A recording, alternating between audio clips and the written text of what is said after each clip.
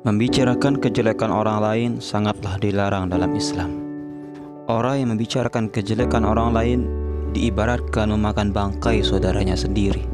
Suatu ketika Khalid Ar-Rib'i masuk ke sebuah masjid jami untuk beribadah. Namun ia merasa terganggu ketika mengetahui beberapa orang sedang membicarakan kejelekan orang lain. Khalid lalu berkata kepada mereka, berhentilah membicarakan orang lain. Hal itu dilarang oleh Islam. Seketika itu pula orang-orang berhenti berbicara. Namun mereka tak lantas bubar, mereka malah membicarakan orang lain. Begitu seterusnya hingga akhirnya Khalid masuk dalam pembicaraan mereka. Pada malam harinya, Khalid bermimpi buruk. Dalam mimpinya ia didatangi seorang laki-laki berperawakan tinggi, besar dan berkulit hitam. Laki-laki itu datang membawa sebuah talam yang berisikan daging babi. Lalu dengan nada kasar orang itu berkata, "Hai Khalid, makanlah daging babi ini. Demi Allah, saya tidak akan memakannya," jawab Khalid.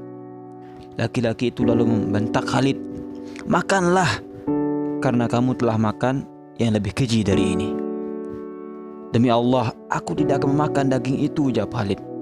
Laki-laki itu bertambah marah ketika Khalid menolak permintaannya.